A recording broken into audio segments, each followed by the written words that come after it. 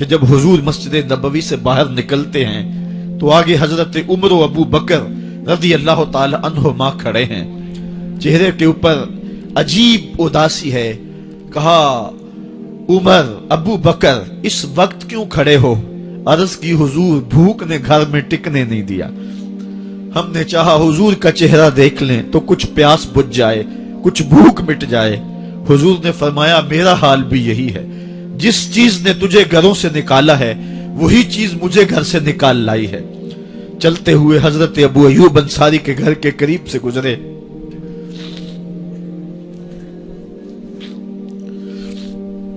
حضور کی خوشبو پا کے وہ باہر آ گئے۔ عرض کی بندہ نواز آج میرے مہمان نہیں بنتے؟ حضور نے کہا تمہاری مرضی۔ گھر لے گئے، چٹائی بچھائی، حضور کو بٹھایا، گھر والوں کو بکری کا بچہ ذبح کر کے دیا، کہا جلدی جلدی کھانا تیار کرو، میرے آقا کو بھوک لگی ہوگی۔ یہ کہہ کے واپس آئے، حضور کے پاس بیٹھے، نظر چہرے پہ پڑی تو گھبرا گئے۔ نکاحت کے آثار اتنے واضح تھے کہ سمجھ آ رہی تھی کتنے دنوں سے حضور نے کچھ نہیں کھایا۔ اٹھ کے باغ میں چلے گئے، کھجوروں کا خوشہ توڑا، حضور کے سامنے رکھا، کہا بندہ نواز جب تک کھانا تیار نہیں ہوتا یہ کھجوریں تناول فرمائیں۔ تھوڑی دیر کے بعد کھانا دسترخوان پہ لگ گیا، حضور سے عرض کی گئی حضور آئیں کھانا تناول کر لیں۔ حضور نے دسترخوان پر تشریف فرما ہو کر کے حضور نے کپڑا اٹھایا تو حضور نے جب دیکھا کہ کھانا ہے تو حضور نے ایک روٹی لی اور چند بوٹیاں اٹھائیں اور ایک خادم کو بلا کر کے کہا جاؤ ہمارے گھر دے آؤ، میری بیٹی فاطمہ کتنے دنوں سے بھوکی۔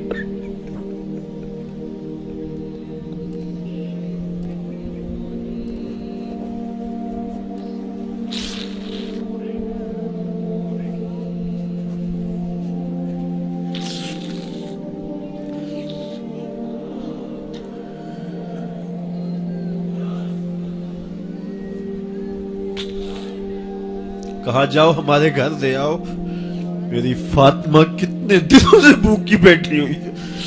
مال کے کونین ہیں گو پاس کچھ رکھتے نہیں، دو جہاں کی نعمتیں ہیں ان کے خالی ہاتھ میں۔ آپ کو پتا ہوگا کہ جب میرے رسول کا انتقال ہوا ہے، حضور کا وصال ہوا ہے، تو حضور کی ایک زرہ ایک یہودی کے گھر میں گروی رکھی ہوئی تھی، حضور نے زرہ رکھ کر کے اس سے قرض لیا ہوا تھا۔ یہ اسلام کی غربت کی کہانی ہے، اور پھر اللہ نے اسلام کو امارت کے رنگ بھی دیے۔ آؤ تمہیں کہانی سناؤں، حضرت عدی بن حاتم روایت کرتے ہیں، صحیح بخاری میں روایت ہے۔ یہ حاتم تائی کے بیٹے ہیں، کہتے ہیں میں حضور کی خدمت میں حاضر ہوا، ایک شخص آیا کہنے لگا حضور غربت نے میرا برا حال کر دیا ہے، اور اس نے شکایت کی غربت کی، پسماندگی کی اور اپنی معاشی بدحالی کی۔ پھر ایک شخص آیا کہنے لگا حضور میرے پاس دولت تو ہے لیکن میں نے جس منزل پہ جانا ہے راستہ پر خطر ہے، تو میرے لیے کیا حکم ہے کہ میں کیسے راستہ طے کروں؟ تو یہ دو لوگوں نے یہ باتیں کی تو حضرت عدی کہتے ہیں کہ حضور نے روئے سخن میری جانب موڑا اور میری جانب مخاطب ہو کے کہا عدی تو نے ہیرا دیکھا ہے؟ عدی کہتے ہیں میں نے عرض کی حضور دیکھا نہیں، سنا ہے، ہیرا یہ شہر ہے عراق کا۔ تو حضور نے فرمایا عدی تو نے ہیرا دیکھا ہے؟ میں نے کہا نہیں حضور دیکھا نہیں، اس کا تذکرہ سنا ہے۔ فرمایا عدی اگر اللہ تجھے زندگی کی مہلت دے تو ہیرا سے ایک خاتون چلے گی، تو اپنی آنکھوں سے دیکھے گا اور مکے تک پہنچے گی اور اللہ کے گھر کعبہ کا طواف کرے گی، اور اس کو ہیرا سے لے کر کے مکے تک اللہ کے علاوہ کسی کا ڈر نہیں ہوگا۔ کہتے ہیں کہ میں نے دل میں کہا کہ پھر بنو طے کے ڈاکو مر گئے ہوں گے جنہوں نے عرب کے اوپر روب ڈال رکھا ہے، تو وہ تو پھر ختم ہو گئے ہوں گے۔ کہتے ہیں میں ابھی سوچ ہی رہا تھا کہ حضور نے مزید میری حیرت میں اضافہ کرتے ہوئے کہا عدی اگر تجھے اللہ نے زندگی کی مہلت دی تو تو دیکھے گا کہ کسرا کے خزانے تیری جھولی میں ہوں گے۔ تو اس دور کی سپر طاقت تھی۔ میں نے کہا حضور کسرا بن ہرمز हुजूर ने फरमाया हाँ किसरा बिन हुरमज। कहते हैं कि हुजूर ने फिर फरमाया दी अगर तू जिंदगी पाई तो तू वो दिन भी देखेगा कि एक शख्स ज़कात की रकम लेकर के, ज़कात की चांदी लेकर के, ज़कात का सोना लेकर के निकलेगा और उसको कोई ज़कात का मुस्तहिक ही नहीं मिलेगा। हजरत अदी बिन हातिम कहते हैं कि फिर मैंने वो मंजर अपनी आंखों से देखा कि हीरा से एक खातून चली और मक्के तक पहुंची और अमन ऐसा था कि उसको अल्लाह के अलावा किसी का डर नहीं था। फिर वो लम्हे भी मैंने देखे कि किसरा बिन हुरमज के खजाने मस्जिद नबवी के बाहर पड़े हुए हैं।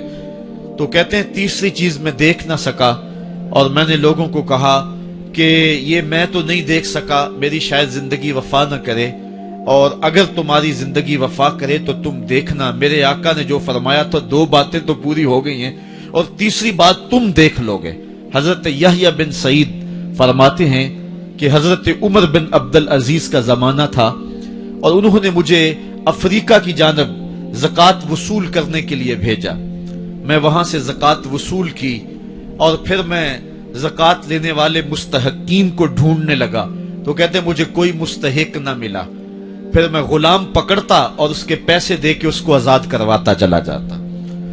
हजरत उमर बिन अब्दुल अजीज का जमाना है कि गवर्नर है इराक का।